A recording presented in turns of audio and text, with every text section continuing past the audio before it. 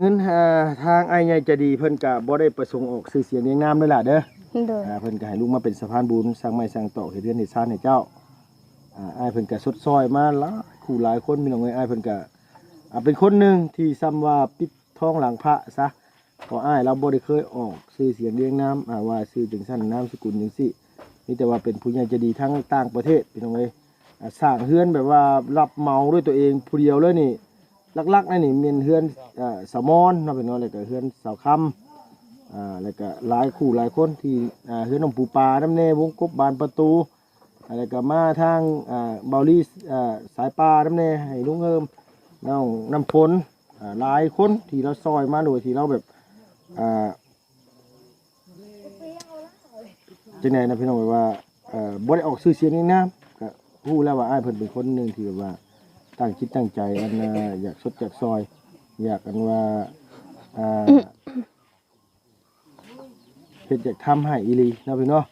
อันนี้ก็เป็นเงินทางอ้ายใหญ่ใจะดีเพิ่นจังได๋ก็มีแต่ว่าลุงให้อีหละฝากขอบคุณขอบใจทั้งอ้ายเพิ่นแน่โดยจับด้วยด้วยลูกก็ลืมไปลืมพี่น้องมันจับแล้วพี่น้องเอ้ยเอามีแต่ว่าจะก็ฝากขอบคุณทั้งอ้ายเพิ่นนั่นล่ะเด้อโดยตั้งขอบใจหลายๆเด้อทางอ้ายผู้ใหญ่ใจดีที่ช่วยน้องซื้อน้องขอให้สุขภาพแข็งแรงเด้อความเจ็บอย่าได้ความไข้อย่ามีปรารถนาสิ่งใดขอสมความมาตรปรารถนา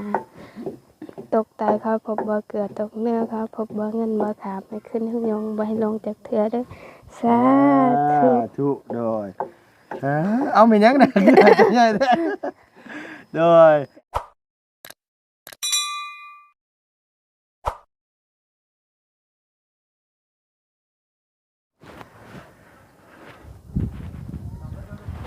กับสบายดีและสวัสดีเด้อพ่อแม่พี่น้องเบิดสุขสู่คนระหว่างในและก็ต่างประเทศนะพี่เนาะที่เข้ามารับมาชมช่องของ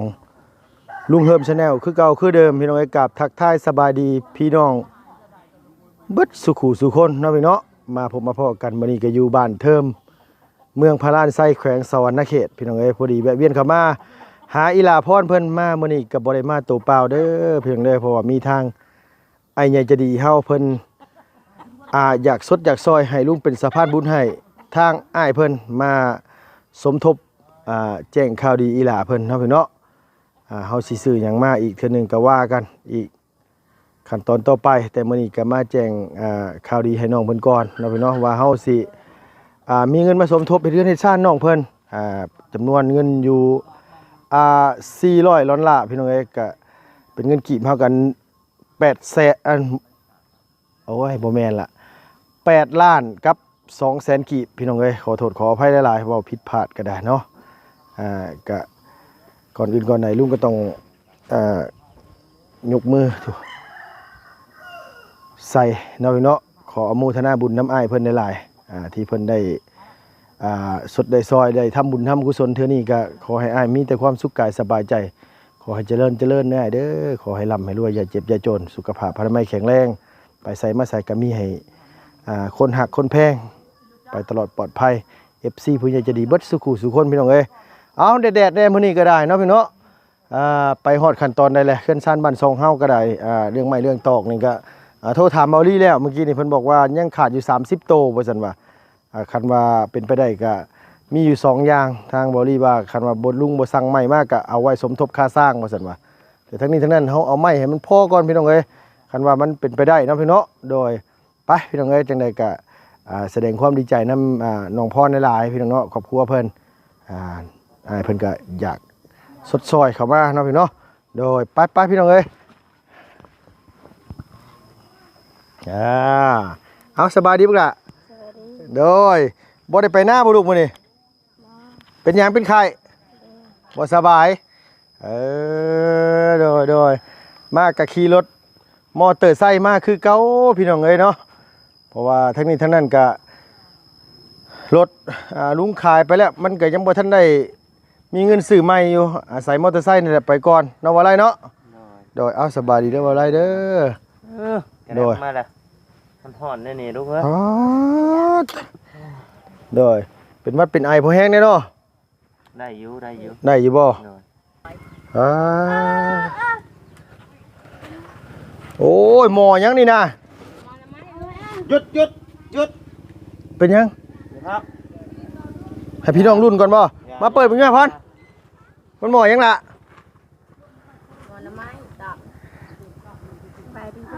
โดยเอาสบายดีเด้อบ่สุขุสุคน อย่า เอาเปิดอยู่ล่ะเปิดอยู่ อย่า เปิ ซ่า ด อย่าซ่า เปิดโดด เชื่อ หมออาบังพี่น้องเอ้ย แอมกับมาจอดอยู่พี่ มันแดดโพดไปฉันว่า โอ้ย เอาสบายดีเด้อแม่เด้อสบายดีเด้อโดยพรไปหาหน่อไม้นี่น่ะไผเจ้านะเดี๋ยวพี่น้องเบิ่งก่อนมันตัวไหลละไม้กับไล่ตัวเดียวนี่เอ้าไปหามื้อเช้านี่บ่ โดย อันที่ใช่นี่ช่องอันนี่คือชื่อบ่ดู นี่คือชื่อคันมาเปิดตัวเดียวมันก็บ่ดังบ่คักอีก อ๋อ ต้องเปิด2อันอีกเด้อได้อันเดียว แม่กินบ่กระแลมน่ะเอากินก็ไปเอาเลือกเอาไปกล้าไป มันมี ฮะ มีแต่สีเดียว มีแต่สีเดียว เลย ไปเอาไปเบิ่ง กูไปได้ ไปเบิ่งไป ไปแต่เช้าพุ่นบ่นาง ได้ อันว่าเป็นจังได๋บ่สบายมื้อวานนี่ดีขึ้นน่ะบ่ โดยใครแล้ว ภายในแล้ว โดย พอไปพอมานี่แล้วเนาะ โดย เป็นจังได๋ย่านเข็มยาจนไห้ผมมื้อวานนี่น่ะ โดย ย่านปานนั้นบ่นาง โดยย่านนั่นเลย โดย ทุกคน ก้อนเท่าไหร่ก่อน 2,000 ก่อนละ 2,000ก่อนละ 2,000เอาเท่าไหร่นะเอาจักก้อนเพื่อไม่ตู้ไม่เตอร์น้ำในหลาย บ่ฮู้แล้วแต่ เอาจัก20,000เอาจัก20,000รอขายซุมื้อไว้ ไปแค่คู่มือ ไปขายคู่มื้อโอ้ฟังน้ำเสียงนี่คือซีเมนต์คน มือก็บ่เห็นคน โดยพักน้ำเสียงนี่ซีเมนต์คนพี่น้องทางเพื่อนบ้านพี่น้องเอ้ยทางเวียดได้เนาะ เดือด โดยไอเวียดมันดุมันขยันนะพี่น้องเอ้ยไปอยู่ใส่กับบ่ตายไอ้ แต่ เวียด ห เนี่ย ลายๆเด้อ ตายหมดคือกัน ตายยากคือกันบ่โดยเอาขอบใจโดยไปพี่น้องเอ้ยข้าวเหนียวทั่วดำทั้งไอเวียดเพิ่นมาหาขายให้ซักยาได้เจ็บเฉพาะคือว่าย่านข้างย่านแน่แท้ เจ็บ ฮะ เจ็บ เศร้ายังมานี่น่ะ ทำแล้ว แน่คือว่าย่านข้างย่านแน่แท้ซั่นน่ะกูนั่นเป็นไข่บ่เพิ่นโอ้ย ไปก็ได้เผาเยอะอ้าว เอ้ยเป็นไข่บ่ได้ครับ เอามันไปเท้าเฮา ซ้ำมาแล้วเนาะโดย รอเฮากินเดียว เอาไปบ่ได้ เอาไปเท้า ไปให้ ยัง ไปให้ ยิ้มอยู่ เอาไปให้ประตูไปตู้ เอา ไป ไปให้ทั้งประตูไปตู้เพิ่น ไป กันก็ กะ ได้ กะจานนี้เลย เดี๋ยวจานนี้เลยอ่า กินยอดเจ้า โดยเป็นยังไงคือว่าไห้ห้องท้องแตกมันเป็นแต่ย่านบ่ได้เฉพาะเข็มยา เรา ฮะ เจ็บอะไร เจ็บ โดย เพิ่นชักยายังไง บ่ฮู้ ฮะ ยาได้เลือดกับยา อ๋อ ไม่แห้ง ตัวนึงหั่นบ่ได้เจ็บปานนะ น่าจะเป็นยาได้เลือด อันยาเลือดน่ะบ่เจ็บแต่อันยาอัน ยามี ยามีแห้งน่ะแน่นอนตัวนั้นน่ะ คือให้ ยาตัวนั้นผ่าสิป้องอยากตายแต่ช่องแก้มนึกกะจะตายคาที่เลย ท่านบ่ชักบ่ยันตาย เออ จำเป็นต้องชักเนาะ เลย คนบ่เป็นได้ญาตินั้นว่าเข็มยันโขกกับญาติเนาะไปหาหน่อไม้ยังนางนี่หน่อไม้นี่ น้ำไหมตัวนี้ ไม้ไผบ้านนี่เนาะ เลย พอได้กินอยู่เนาะ เออ ทุกคนเดี๋ยวมาพี่พรมานางพี่พรมา เอาลุงบ่กินบ่ บ่ดุบ่กิน จับให้บ่ แต่บ่เป็นหยังเราได้ตั้งแล้วตั้งเอาก็ได้บ่ได้ตั้งเอาก็ได้แต่ว่ามันสีมืดๆเดี๋ยวพี่น้องได้อยู่ดอกบ่เป็นหยังดอก ว่าแม่เอานายไอ้ก็มีแห้งด้วย ได้อยู่เนาะ กินเด้อ ไปซะนี่ได้เลยเนาะ ไหน ได้แล้วโอเคพี่น้องเอ้ยเบิ่งให้เด้อบ่ได้เด้อ โดย นั่งล่ะนั่งขึ้นนั่ง ใช้นั่งหันดังใช่บัด บ่นั่งหันหน้าใช่ได้บ่เนาะให้สิหันหลังใช่ นั่งเป็นที่ โอ้ยพี่น้องเอ้ยพอดีว่าเมื่อวานนี่ก็บ่ได้มามาค่ำเนาะพี่ก็ กิโลก่อนบ้านหนึ่งแล้ว ประมาณ6โมงปลายแหละก็เลยบ่ได้เข้ามาพี่น้องไงพอดีว่า ไปไหนไปรถ เมื่อวานนี่น่ะลุงน่ะ อันเลย ลงไปเป่งน้ำในให้นะน้ำท่วมในวานเข้าแล้วมันบ่ขึ้นมันสิตายเบิดเลยก็ต้องลงไปอันว่าเป่งน้ำก่อนเบิ่งในคลิปบ่ไล่รถอันนี้ยับไปนั่นมาอีกเดือนนึงก็ได้หลายเลยโอ้ยเอาขึ้นให้เพื่อนปีนท้อง มีแต่คนตัวใหญ่ๆใช่ไหมบ่ไล่เนาะคมไว้ในได้บ่ไล่เลยกินได้ แอ ห มไหม ลายแอมบ่ เนาะมันเห็น กินได้แต่ว่าวันนี้ เนาะ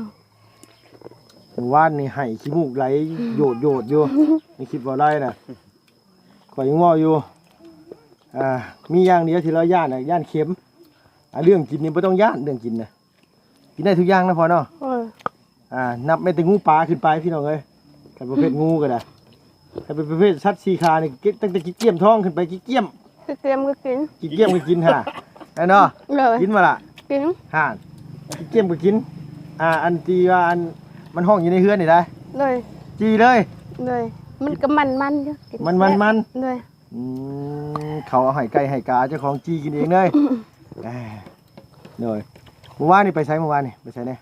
มันไปหัวหมอ เป็นหมอ เลย ย่านเฉพาะเอาทำดิ ยาน ฮะย่านนะย่านเพิ่นซักยานะ เลย เออ ยานตั้งแต่เพิ่นกวดยานเคย เพิ่นกวด เออ เพิ่นกวดร่างกายนะ ตอนเพิ่นเอ็กโกเบิ่งกะขนาดสึกเกี่ยวชื่อกะห้องอยู่เลยลุง ห้องกวดอยู่อ่ะ กลัวอยู่ เอ โอ้ย อ สิตายแล้วว่ะ อันนั้นที่เพิ่นท่าเจลชื่อนะ เกี่ยวในการเพิ่นตรวจเบิ่งไอ้หยังนั้นแล้ว อ่า จิเจอคือ เร็วอันบ่ได้ถามมันว่าอันที่เจ้าเจ็บท้องเจ็บหยังน่ะเจ้าบ่ได้ให้มันตรวจเลยบ่ล่ะบ่ได้ถามหมอคือบ่ถามในบ่ไรคือบ่ถามในเวลานั้นน้องเจ็บท้อง เฮากะเฮาไอ้ เอ็กโกมาเพิ่นว่าได้ โก ได ว่าแต่เพิ่นก็ว่าปกติหัวใจอีหยัง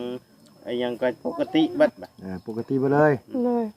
ว่าง่ายว่าคือเจ็บนี่ก็คือนั่นแบบว่าน้องเป็นรอบเดือนมันเจ็บนะครับว่าเนาะ แม่น บางคนก็เจ็บแห้งดีได้อันนี้ได้พี่น้องเอ้ย รุ่นเอ็กโกเบิ่งได้ก็น่าสิฮู้ก็สิเห็นเบัดเลยลุง เนาะ อ่า คันเป็นหันเป็นนี่ก็เจ็บเห็นแล้วได้เนาะ แม่น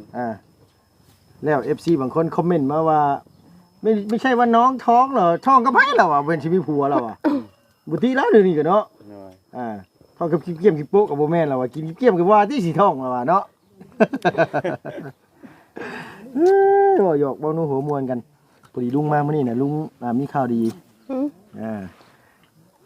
มีข่าวดีมาแจ้งนะเฮ้ยไม่ตอกขอกตานี่ครบหรือยังล่ะ ยัง ยัง เลย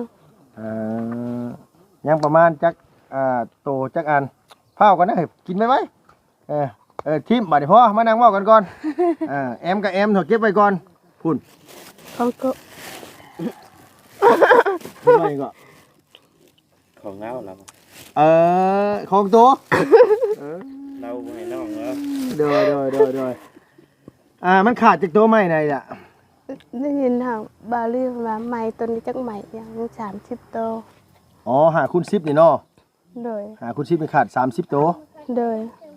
คุณชิปใช่ได้ปานนั้นบ่ลุง สงสัยแม่นบ่หาคุณ10มันหาคุณ10ลุงก็บ่ฮู้ว่าหาคุณ10ว่าแต่ว่าไม่ตัวละ125,000น่ะว่ะบ่ดีว่านะ ตอนจามเป็น สิมันไม่หาคุณ10มันนะ จิต หาคุณ10มันต้องเดินเรื่องหลังคากับแม่นบึดเด้บ่ไรเอ้ย แม่นได้ น้อยเพราะน่ะหาคุณ12นี่มันใช้แค่คือค้างซื่อ อีกครั้งนะ น้อยพวกสิยัวนี่ก็ใช้หาคุณ12หั่นแหละพวกนั้นหั่นน่ะไม่นี่ยังดี30นั่นล่ะเนาะเพราะว่ามีทางไอ้เนี่ยจะดีพี่น้องเอ้ยไอ้คนที่เทือนน้องคำหั่นแหละเพิ่นก็เลยอยากสดจากซอยทางเฮือนอันน้องพรนำเห็นย้อนว่ามันขาดหลายอย่างหลายแนวนี่แหละคนละเล็กละน้อยเราว่าอ้ายเราว่าคือนั่นคือนี่เป็นหยังเด้กินอยู่มุกนี่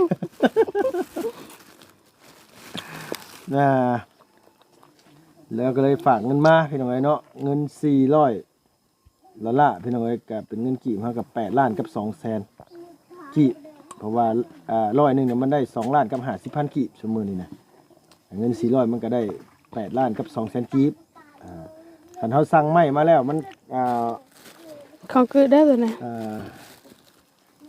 เหลือเท่าไรแล้วเขาก็จะมาแจ้งพี่แจ้งน้องใหม่ว่าอ้ายแล้วสิให้เฮ็ดหยังต่อเนาะบ่ไรเนาะเมื่อวานนุ่งลืมถามผู้ใหญ่ที่เพิ่นมาอันหาเมื่อวานนี่น่ะเพิ่นมาแหละเพิ่นติดต่อทางลุงมาเมื่อวานนี่แต่ลุงค่าเฮ็ดเวียกอยู่นะลงไปเปียงน้ำเปียงในก็เลยอันบ่ได้มานำเพิ่นเอาหยังแน่มาให้เมื่อวานน่ะมีไข่2 แตะไข่2 แตะโดยมี3 เกตโดยแล้วซีนแห้งโดย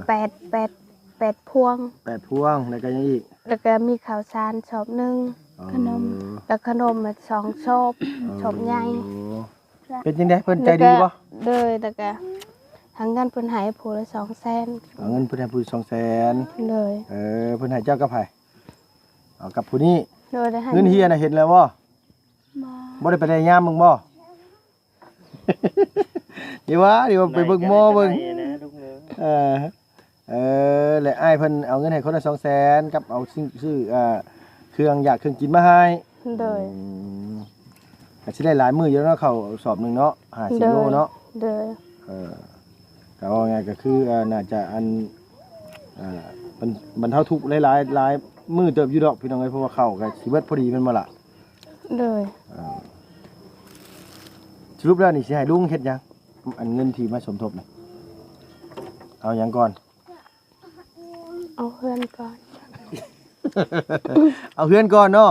เอาเฮือนก่อนนี่มันก็ต้องสั่งไม้เท่านั้นขนมอะไรเนาะเอาเฮือนก่อนมันต้องสั่งไม้พี่น้องเอ้ยทาง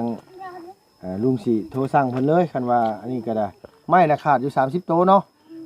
น่าจะเป็น5 × 10นั่นแหละเพราะว่า5 × 10เพิ่นต้องใช้ลายพี่น้องเอ้ยอันนี้ก็ได้ทางอ้ายใหญ่จะดีเพิ่นก็ฝากมาแล้วก็เกินไปแหละแล้วก็อยากสดจากซอยคนละเล็กน้อยเราว่าเรื่องซื้อไม้ซื้อตอกซื้อกุญแจช่วยเยอะกันแล้วนะสังกะสีวงกบนี่แหละแล้วแต่ว่าตัวมันขาดเรือตัวใดเขาเห็นว่ามันสำคัญจำเป็นแล้วก็ค่าสร้างน้ำพี่น้องไอ้ลักๆนี่ก็ค่าสร้างนี่แหละอย่างน้อยๆก็ต้อง1,000 กว่าเหรียญขึ้นค่าสร้างนี่นะคันว่าคนละ300 400ก็สิพอไว้อยู่เนาะบ่ไรเนาะ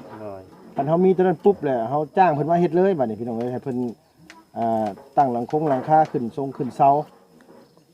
เฮ็ดที่มันเป็นรูปเป็นร่างหั่นแหละเรื่องสังกะสีโลซิ่งตัวนั้นก็จังว่ากันอีกเทื่อนึงจ่าไหมโอ้ยตะเกียมักกินอีหลอพี่น้องเอ้ยก็นี่แหละก็เลยมาแจ้งข่าวดีน้องเพิ่นดีใจอยู่บ่เฮ้ยดีใจน้องอาจารย์กันด้วยพื้นว่าเรื่องนี้อื่นนี่บ่ได้สำคัญปานใดนะเรื่องกินน้องนี่นะโอ้ยเรื่องกินนี่สำคัญที่สุดแหละนี่นะเนาะถ้าแบบบ่ได้เป็นหยังบ่ได้เหมือนเรื่องกินก็ยากคักเนาะเลยบ่ฮอนที่แนวที่แบบว่าตัวยากที่สุดเลยแบบตัวบ่เคยกินตัวเห็นในอันว่าในโทรศัพท์อีหยังสินะตัวยากหยังเนาะบ่เคยเห็นในโทรศัพท์ก็บ่มีเนาะเลยแม่นในบ่ได้ข้อยก็ถามไปซื่อๆเลยโทรศัพท์น้องบ่ได้มีเด้แม่นก็คือเก่าแล้วแม่นความลาวแหละบ่รู้ว่าสิอันนี้เนี่ยอะไรเนาะเพิ่นมายังสนางอันนั้นล่ะยังบ่ฮู้เธอถามพ่อแม่ก่อนเพิ่นมีประชุมบ่หรือว่าได้มื้อนี้ทหารบ้านบ่นะบ่แม่นบ่ทหารบ่บ่แม่นเด้ยังจะซี่ยังม่วงใช้ใหญ่บ่โตน้อยมันทุกอยู่หลังคาหั่นติเหลืองแล้วบ่อะไรเอ้ยมันสุกแล้วไม่ได้ด้วยนะโอ้ยผู้หญิงแดงน้อยนั่นไปทางใดเด้น่ะเนาะ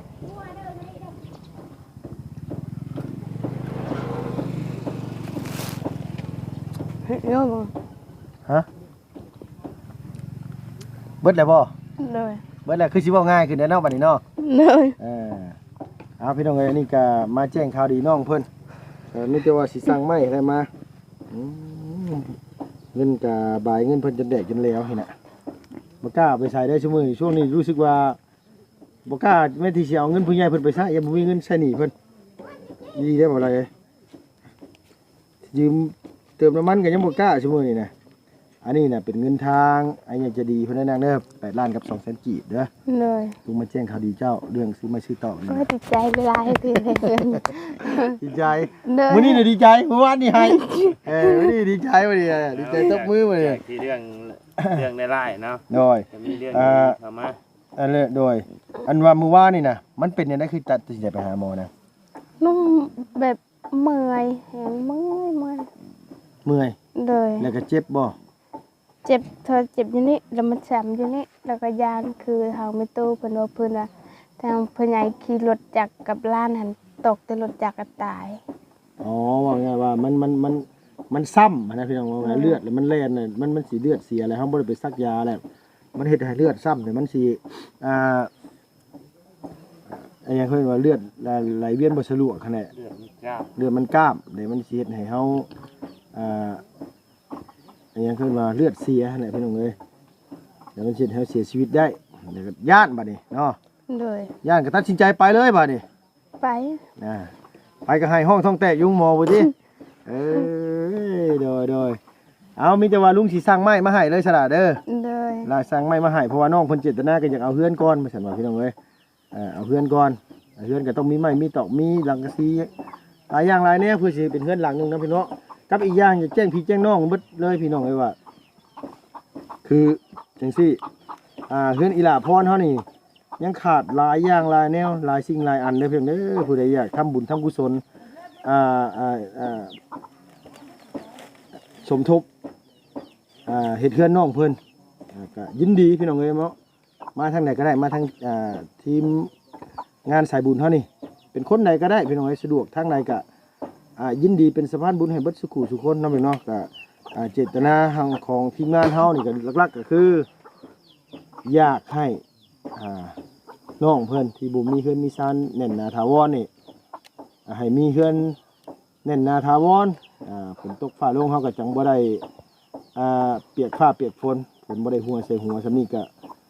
กินอิ่มนอนหลับก็ถือว่าสบายแล้วล่ะพี่น้องเอ้ยเนาะอย่างน้อยๆก็บรรเทาทุกข์ไปได้อย่างน้อยๆก็เฮ็ดให้อันว่าชีวิตคนคนหนึงดีขึ้นเรื่องความลำบากใจเรื่องความบ่สบายใจนี่เลยเนาะนี่แต่ว่านี่เท่านั้นก็ลุงอันว่าสิสั่งไม้มาให้อีหละเนาะ เลย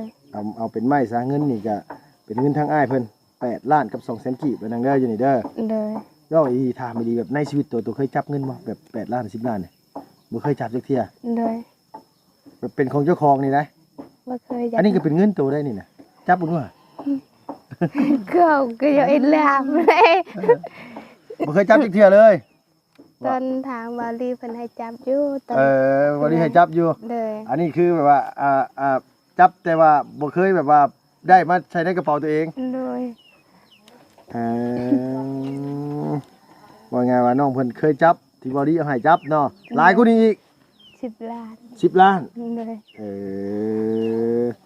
บ่ดีให้จับน่ะ10ล้านนั่นล่ะเนาะ เลย ลุงเฮิบมาให้จับอีก8ล้านก็2กีบเป็นไงตัวนี้น่ะ ไว้นี่ยังบ่มีมาให้จับจ้าเถือกพี่น้อง อยากมาให้จับอยู่บ่ อยากมาให้จับอยู่ เดี๋ยวเอาอันนี้ก็เป็นเงินทางไอ้ใหญ่ใจะดีเพิ่นก็บ่ได้ประสงค์ออกชื่อเสียงเรียงนามด้วยล่ะเด้อ เลย เพิ่นก็ให้ลุงมาเป็นสะพานบุญสร้างไม้สร้างตอกเฮ็ดเรือนเฮ็ดซ่านให้เจ้า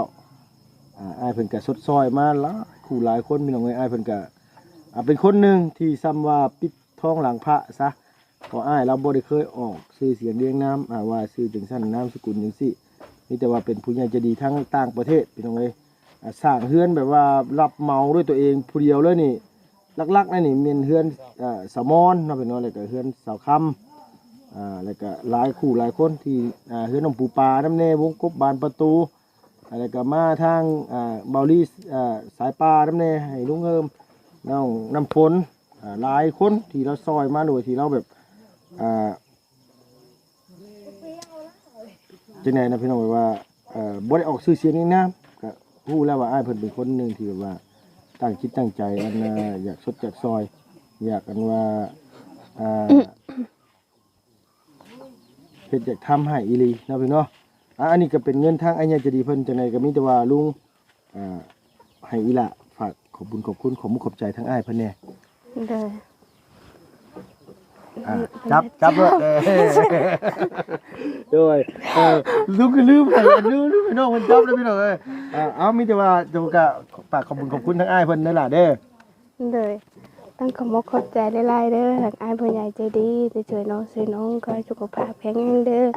ความเจ็บอย่าได้ความไข้อย่ามีปรารถนาสิ่งใดขอสมความมุ่งมั่นปรารถนาตกตายเขาพบบ่เกลือตกเนื้อเขาพบบ่เงินบ่ขาไม่ขึ้นหึ่งยงบ่ให้ลงจากเถื่อเด้อสาธุ โดยเอามีหยังน่ะใหญ่แท้โดยมีแต่ขอบคุณขอบใจหลายๆนั่นล่ะเนาะเป็นหยังโดยน้องบ่เนี่ยใดเอาบ่เป็นก็บ่เป็นหยังล่ะเอ้ยบ่เป็นก็บ่เป็นหยังเอ้ยเบิ่งด่าแล้ว ตามใจ โดยโอ้ย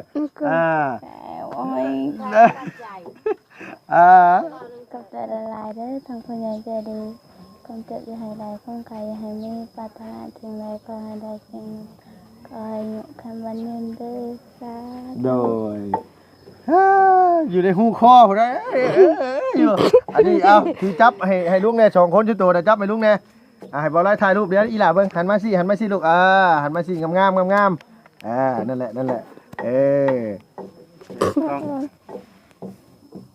จะไม่อัด มือข้างหลังก็กอดแนวเอื้อยก็ได้เด้อ กูจะไปเอาไป ใช่น่ะแนมกล้อง เดี๋ยวก็จังเนาะ one two กูจะอัดแล้วก็จัง เดี๋ยว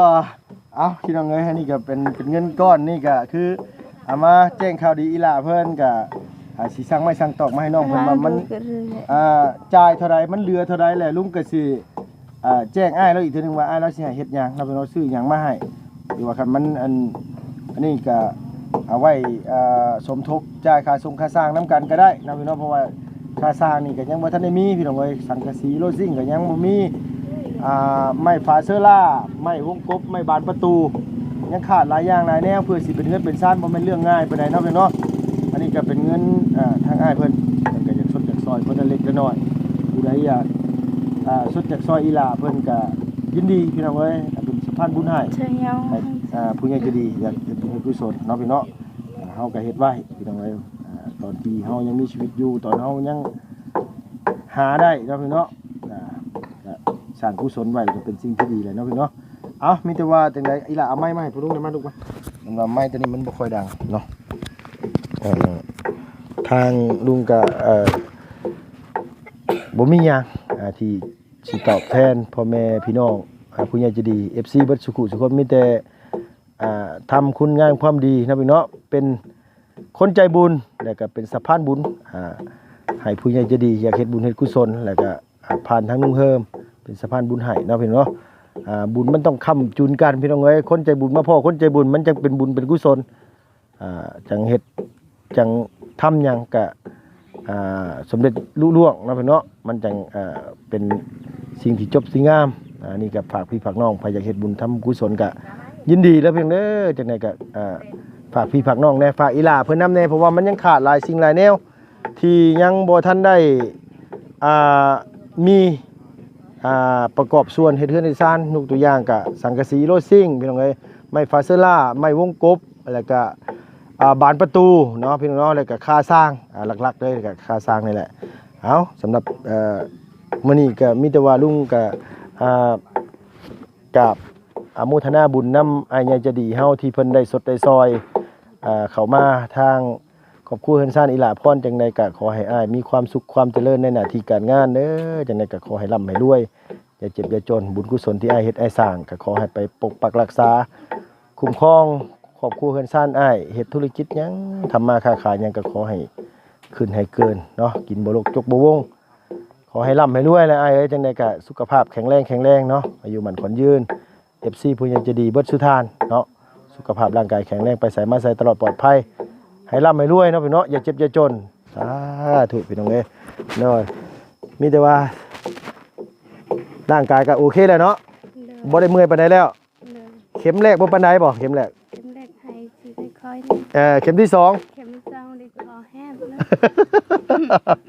เดี๋ยวโอเคสลายมีแต่ว่าเดี๋ยวลุงสิไปสร้างไม้มาให้เนาะมีแต่ตามนั่นแหละพี่น้องเอ้ยผุนทั้งทำแม่แล้วกำลังตำข้าวเบื่อแกงหน่อไม้พี่น้องเนาะซ้ำสีแซ่บมื้อนี้นะอันนี้ก็เป็นเงิน8ล้านกับ200,000กีบพี่น้องเอ้ยมีแต่ว่าลุงสิสั่งไม้มาแล้วมันเหลือเท่าไหร่จ่ายค่าไม้เท่าไหร่เพราะว่าไม้น่ะลุงเงินมาถามบ่ลีแล้วมันโตนึงมันตกอยู่แสนกับ25,000เหมือนกันบ่30โตมันก็ตกอยู่6ล้านกว่าเงินมันก็สิเหลืออยู่ประมาณอยู่ล้านกว่ากีบนะพี่เนาะกันล้านกว่ากีบกันว่ามัน